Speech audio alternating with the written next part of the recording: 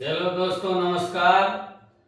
मैं आपको विद्या बाजार चैनल पर पदार्थ के पांचवी अवस्था के बारे में आज बताने के लिए जा रहे हैं।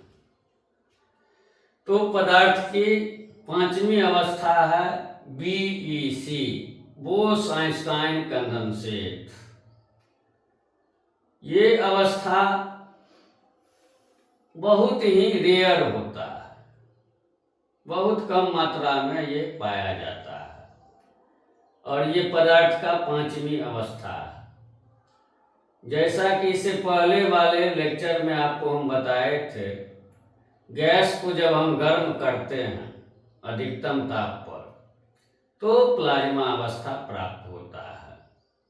उसी प्रकार अगर हम गैस को 0 केल्विन या -273 डिग्री सी पर ठंडा करते हैं तो बोस आइंस्टाइन कंडेंसेट प्राप्त होता है, जो पदार्थ की पांचवी अवस्था है। इस अवस्था को भारतीय मूल के वैज्ञानिक सत्येंद्रनाथ बोस और इनके सिद्धांत को आइंस्टीन साहब प्रमाणित किए थे, इसीलिए इनके नाम के सम्मान में इसका नाम दिया गया है बोस आइंस्टाइन कंडेंसेट। बोस साहब सबसे पहले पता किए, उसके बाद आइंस्टीन साहब इसको प्रमाणित करके बताए, जो सही में पदार्थ का पांचवी अवस्था भी होता है। आगे चल के और भी वैज्ञानिक जैसे रुबिडियम धातु पर वो लेजर टेक्निक से लेजर डाल के जो है आपको प्लाज्मा बीईसी प्राप्त किए।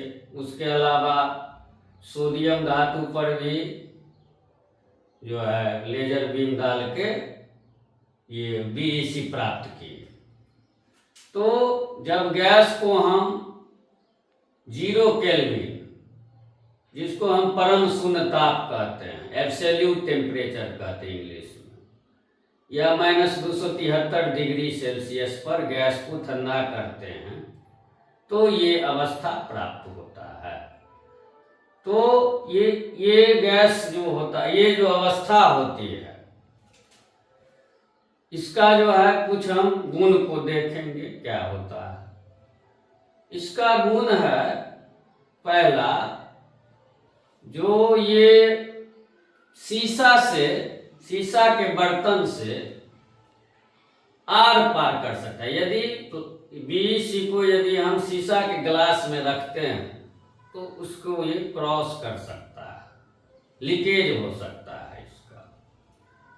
अगला विशेषता है, ये तरल पदार्थ होता है और इसका जो विस्कोसिटी होता है, श्यानता जिसको हम कहते हैं, वो शून्य होता है, जिसके कारण इसका जो है कोई आकार और आयतन निश्चित नहीं होता है।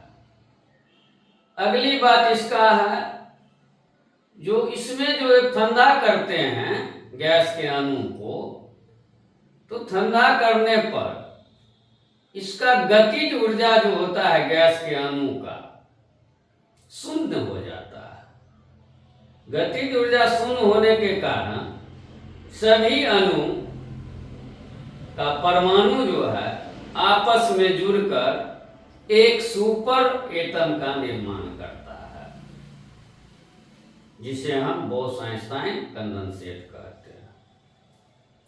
एक सिद्धांत है डी ब्रोगली हाइपोथेसिस, जो आपको हम एटॉमिक स्ट्रक्चर चैप्टर में पढ़ाएंगे। आपको डी ब्रोगली हाइपोथेसिस ये है कि कोई भी मूविंग पार्टिकल है और उसमें वेग है, तो उसके साथ तरंग जुड़ा हुआ रहता है और ये वेवलेंथ जो है, तरंग जो है, मूविंग पार्टिकल के वेग के व्युत्क्रमानुपाती होता है।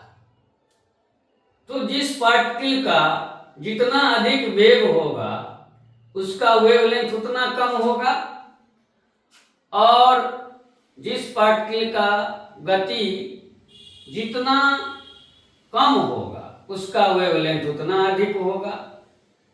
तो जब ठंडा करते हैं गैस के अणु का, तो गैस के कण का काइनेटिक एनर्जी कम होगा, यानी वेग कम होगा, तो तरंग ज्यादा हो जाएगा। इस स्थिति में परमाणु तरंग के द्वारा आपस में जुड़कर सुपर एटम का निर्माण करता है। ये भी सिद्धांत मान्य सिद्धांत है। इस प्रकार से हम जो है बोस-आइंस्टीन कंडेंसेट को प्राप्त करते हैं।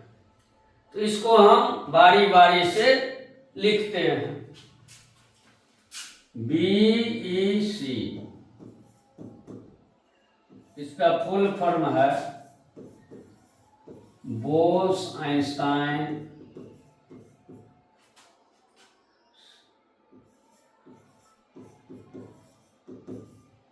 कंडेंसेट।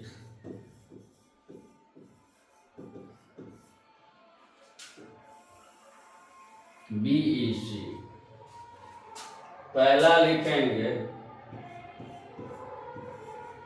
यह पदार्थ का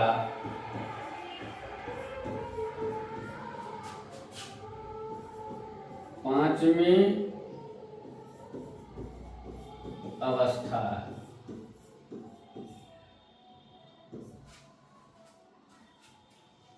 दूसरा पॉइंट लिखेंगे, गैस को जब हम 0 केल्विन या -273 केल्विन पर, degree C, sorry 273 degree C पर ठंडा करते हैं,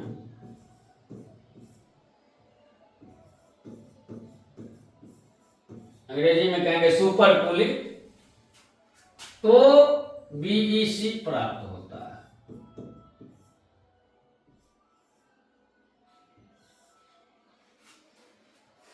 BEC प्राप्त होता है।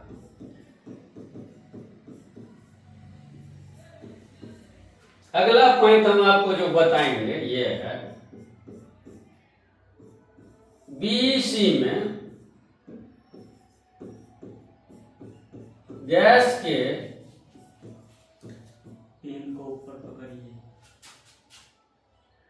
अणुओं का गतिज ऊर्जा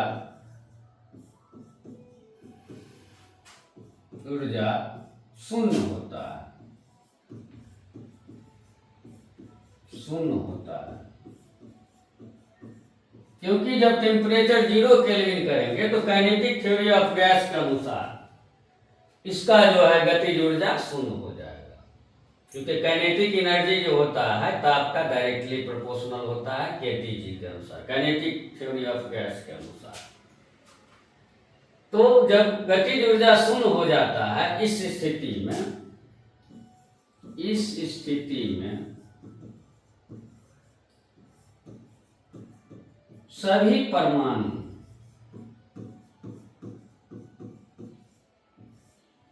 संघनित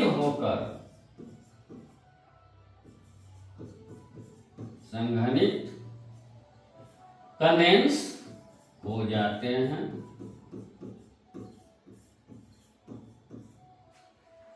सभी परमाणु संघनित हो जाते हैं और BEC का निर्माण करता है।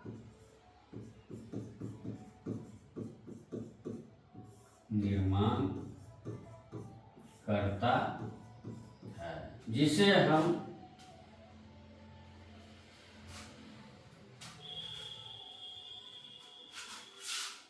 BEC का निर्माण करता है। और इसमें सुपर परमाणु का भी निर्माण होता है।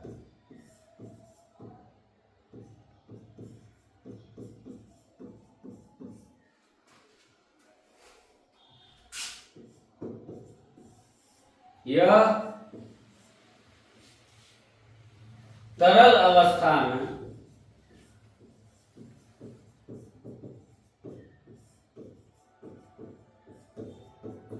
पाया जाता है, जिसका श्यानता शून्य होता है, विस्कोसिटी शून्य होता है।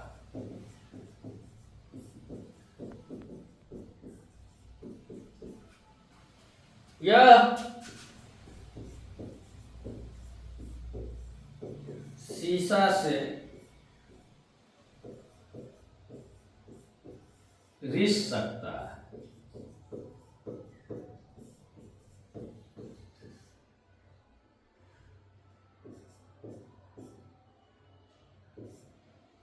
इसमें प्रकाश का वेग घट जाता है। इसमें प्रकाश का वेग घट जाता है।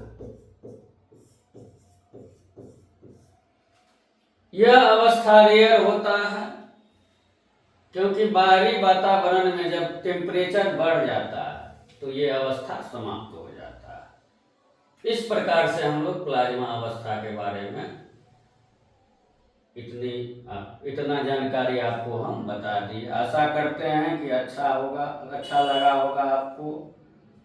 अच्छा लगे तो चैनल को सब्सक्राइब कीजिए, दोस्त को भी कहिए जो चैनल सब्सक्राइब करें। धन्यवाद।